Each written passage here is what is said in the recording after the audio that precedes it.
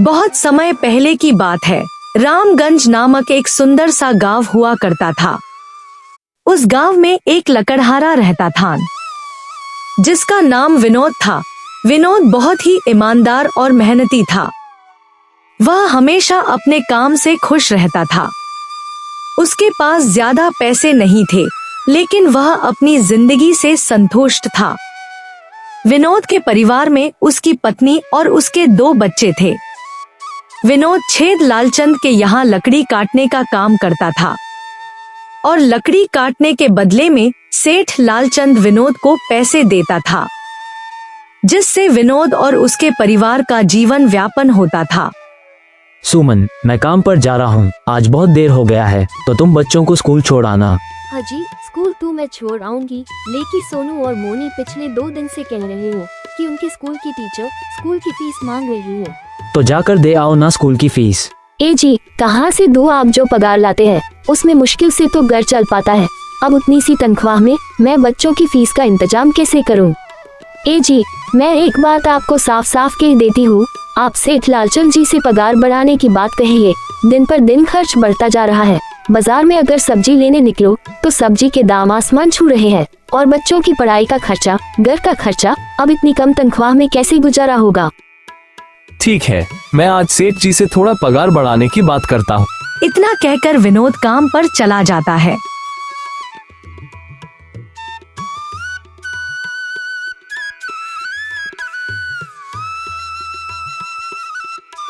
अरे भाई, आज तो पगार का दिन है। देखो, अब सेठ लालचंद कोई ना कोई लोचा जरूर करेगा। हमेशा कोई ना कोई बहाना बनाकर पगार कम कर देता है, और अगली बार तो मेरी आधी पगार काट ली थी, ये कहकर कि जो मैंने लालचंद से 200 रुपये उधार लिए थे उसका ब्याज बढ़ाकर 1000 रुपये हो गया है। इसलिए मैं तुम्हारी पगार में से 1000 रुपये काट रहा हूँ। हाँ राजू भाई, तुम एकदम ठीक कह रहे हो। ये सेठ लालचंद एक नंबर का चालाक और लालची इंसान है। एक तो दुगुना काम ले लेता है और बदले में पैसे भी पूरे नहीं देता है। हे भगवान, बस सेठ जी इस बार मेरी पूरी पगार दे दे, बच्चों के स्कूल की फीस भी भरनी है। ऐसे सभी लकड़हारे काम पे लग जाते हैं। काम करने के बाद सेठ लालचंद के पास जाते हैं। सेठ जी, हमें हमारे तनख्वाह दे दीजिए। देखो भाइयों, अभी मेरे पास तुम्हें देने के लिए पैसे नहीं है। अभी माल नहीं बिका है, सारा माल गोदाम में ही पड़ा हुआ है। कल या परसों तक तुम्हें तनख्वाह मिल जाएगा। पर सेठ जी, अभी हमारे पास बिल्कुल पैसे नहीं बचे हैं, बच्चों की स्कूल की फीस भी भरनी है। अरे मैंने कहा तो सही, 1-2 दिन और रुक जाओ, कल या परसों तक पैसे मिल जाएंगे। अभी मेरे पास पैसे नहीं है। सभी लकड़हारे निराश मन से अपने अपने घर आ जाते हैं। ए जी, क्या हुआ? इस बार कितना पगार मिला है? सुमन, अभी कोई पगार नहीं मिला है। सेठ जी ने कहा है कि 1-2 दिन में पगार मिल जाएगा। पगार नहीं मिला? आपको तो पता है ना, बच्चों की फीस भरनी है। इनकी स्कूल टीचर ने आज साफ साफ चेतावनी दे दी है कि अगर कल फीस नहीं लाई तो बच्चों को घर पर ही बिठा लेना। बताओ अब मैं क्या करूं? मैं क्या करूं सुमन, ये सेठ जी समय पर कभी पैसे देते ही नहीं है। अब तो बस हम इंतजार के सिवा और कुछ नहीं कर सकते हैं। 1-2 दिन की बात है, देख लेते हैं। ऐसे ही 2 दिन गुजर जाते हैं। कुछ दिन बाद सेठ लालचंद सबको पगार देता है। अरे राजू, ये ले इस महीने के पगार। सेठ जी, यहाँ तो बस 2000 है। मैंने तो इस महीने 3000 तक का काम किया है। हाँ, तुमने तो काम किया है, लेकिन तूने तो 1-1 घंटे तो आराम भी तो किया है। ये पैसे उसी आराम के काटे हैं। पर सेठ जी, आपने तो कहा था 8 घंटे के महीने में 3000 मिलेंगे, और मैंने तो 8 घंटे काम किया और 1 घंटे आराम। देख राजू, मुझे ज्यादा हिसाब किताब नहीं समझा। ये 2000 रख, अगर चाहिए तो, अगर नहीं चाहिए तो कहीं और काम ढूंढ ले। बेचारे राजू के पास उन पैसे को लेने की सिवाय और कोई और रास्ता नहीं था। राजू चुपचाप वह पैसे रख लेता है। अरे राजू, ये ले इस महीने के पगार। पर सेठ जी, 2500 क्यों? मेरे तो पूरे 3000 बनते हैं ना। मैंने तो कोई छुट्टी भी नहीं की और नहीं कोई आराम। मैंने तो अपना सारा काम समय पर किया है। हाँ विनोद, समय पर तो किया है, पर इस समय बाजार में लकड़ियों का दाम काफी सस्ता हो गया है। इस वजह से तुम्हें भी पगार कम ही मिलेगी जब तक लकड़ियों का दाम नहीं बढ़ता। पर सेठ जी, बात तो 3000 की हुई थी ना। अब 2500 में कैसे काम चलाएंगे? बच्चों की स्कूल की फीस भी भरनी है। सेठ जी, इस बार आप पूरे पैसे दे दीजिए। 2500 ही मिलेंगे। तुझे यहाँ काम करना है तो कर, वरना कहीं और काम ढूंढ लें। बेचारे उस राजू के पास उन पैसे को लेने की सिवाय और कोई रास्ता नहीं था।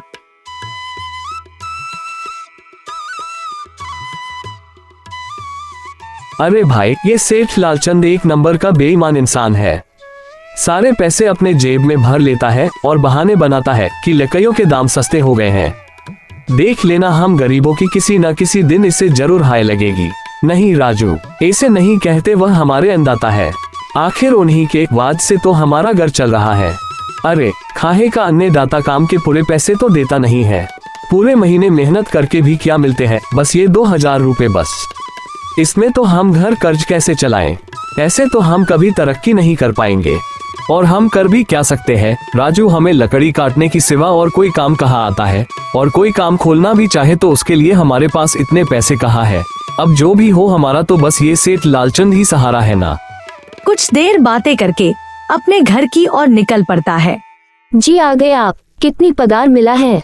सुमन, इस बार सेठ जी ने बस 2500 रुपए ही दिए हैं। बस 2000? इतने में कैसे घर चलाएंगे? बच्चों की फीस में ही 1000 रुपए निकल जाएंगे, फिर 1500 में क्या क्या करेंगे? अब मैं क्या कहूँ सुमन, अब तुम्हें इसी में ही गुजारा करना होगा। तुम सबसे पहले बच्चों की फीस भर देना, इसके बाद बाकी का मैं देखता हूँ। ए जी, आप क्या देख लोगे? सेठ जी से पूरे पैसे तो मांगा नहीं गया आपसे। नहीं सुमन, मैंने सेठ जी से मांगा, लेकिन सेठ जी ने साफ इनकार कर दिया और कहा ये लेना है तो लो, वरना कहीं और काम ढूंढ सकते हो। मैं सोच रहा हूँ सेठ जी के यहाँ लकड़ी काटने के बाद मैं कहीं और काम ढूंढ लूँ। सेठ जी के यहाँ काम करने के बाद मैं दूसरी जगह पे काम करूँगा, इससे कुछ ज्यादा आमदनी हो जाएगी। आज ही सेठ जी के यहाँ काम करने के बाद मैं दूसरी जगह पे काम ढूंढने जाऊँगा। इतना कहने के बाद विनोद काम के तलाश में निकल जाता है।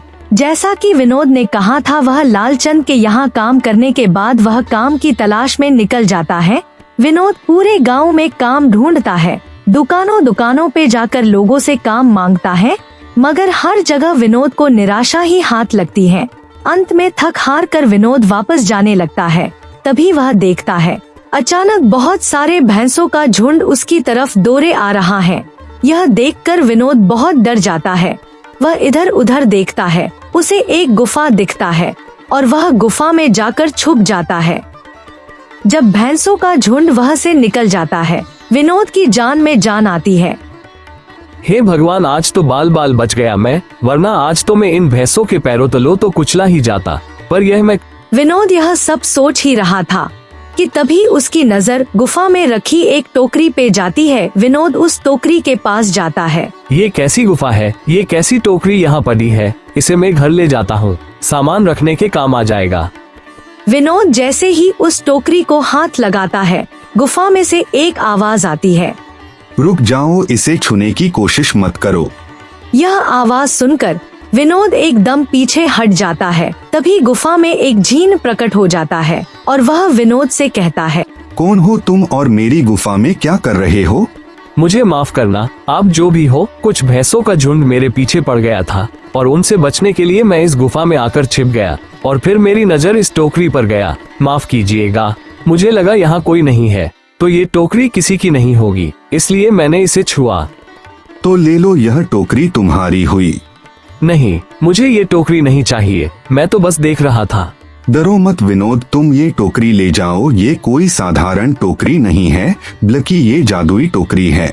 जादुई टोकरी? क्या वो यही जादुई टोकरी है जिसके बारे में हमारी दादी कहानी सुनाई करती थी कि किसी गांव में एक जादुई टोकरी हुआ करती थी और वो सबकी इच्छाएं पूरी करती थी? हाँ विनोद, यह वही जादुई टोकरी है और यह टोकरी के तुम मालिक हो। तुम इसके इस्तेमाल से अपनी स्थिति सुधार सकते हो जो भी, पर याद रखना, इस टोकरी में एक बार डालोगे, वह चीज तुम इस टोकरी में बार बार डालनी होगी।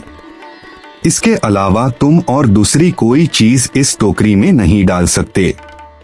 अगर ऐसा किया तो तुम्हें इसका परिणाम भुगतना होगा। मेरी इस बात को हमेशा ध्यान में रखना और सोच समझकर बिना लालच किए इस टोकरी में वही सामान रखना जिसके तुम्हारी जरूरत है। विनोद टोकरी को लेकर घर आ जाता है। सुमन, ये देखो, ये मैं क्या लेकर आया हूँ। क्या लाए हो आप? बस ये एक टोकरी। सबसे पहले ये बताए, आप तो काम की तलाश में गए थे ना, तो कोई दूसरा काम मिला कि नहीं? नहीं, और सुमन मेरी पूरी बात तो सुनो, ये कोई ऐसी वैसी टोकरी नहीं है, बल्कि यह एक जादुई टोकरी है।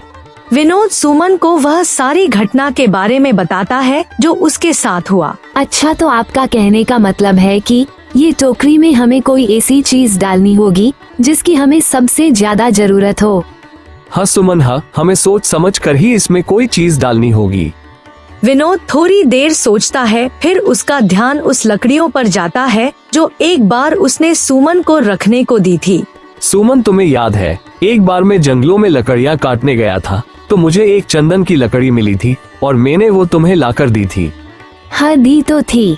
तो तुम उस चंदन की लकड़ी को ले आओ, हम उस चंदन की लकड़ी को इसमें डालेंगे और उस लकड़ी से हम एक नया व्यापार शुरू करेंगे। सुमन उस चंदन की लकड़ी को ले आती है और उसे टोकरी में डाल देती है। वह जैसे ही चंदन की लकड़ी को डाल देती है, उसमें कई सारी लकड़ियाँ आ जाती है। अरे ये तो चमत्कार ही हो गया। ये देखिए कितनी सारी लकड़ियाँ हो गईं। अगर आप इसको बेचेंगे तो इससे काफी आपको पैसे मिलेंगे। हाँ सुमन, मैं कल सुबह बाजार जाकर इसे बेचूंगा और जो पैसे मिलेंगे उस पैसों को हम अपने बच्चों का फीस भर देंगे और बाकी बचे पैसों को संभाल के रख लेंगे। अगले दिन विनोद लालचंद के यहाँ काम पे ना जाकर चंदन के लकड़ियों को बेचने के लिए बाजारों की ओर निकल जाता है। वहाँ पे विनोद चंदन के लकड़ियों को बहुत ही कम दामों में बेचा, जिसकी वजह से आम लोगों के साथ साथ बड़े व्यापारियों ने भी विनोद से चंदन की लकड़ियाँ खरीदी। लकड़ियों को बेचकर काफी अच्छे पैसे कमाए और विनोद पैसों को लेकर घर आ जाता है। ये देखो सुमन, उन लकड़ियों को बेचकर मुझे कितने सारे पैसे मिले हैं। ये लो कुछ पैसे, इसे तुम कल बच्चों के स्कूल की फीस भर देना। अच्छा तो सुमन, मैं काम पर अब जाता हूँ। ए जी, आपके पास तो अब ये जादुई टोकरी है, तो अब आपको उस सेठ लालचंद के यहाँ काम करने की क्या जरूरत है? अरे सुमन, मैं सेठ लालचंद जी के यहाँ काम पर नहीं जा रहा, बल्कि मैं तो वहाँ पर जो काम कर रहे बाकी के लकड़हारे हैं उन्हें ये खुशी की खबर देने जा रहा हूँ, क्योंकि सेठ लालचंद के यहाँ काम करके मेरे साथ साथ वह भी लकड़हारे बहुत परेशान थे। इसलिए अगर मेरा भला हो रहा है तो क्यों ना मैं उन सभी का भला करूँ। वह सभी बहुत ईमानदार लकड़हारे हैं, वह सभी बहुत मेहनत से काम करते हैं, मगर लालचंद ने कभी भी उनको उनकी मेहनत के सही पैसे नहीं दिए। इसलिए मैंने सोचा है क्यों ना मैं उनको अपने इस काम में शामिल कर लूं। ए जी, बात तो आपकी बिल्कुल सही है। अगर आप सभी लोग एक साथ मिल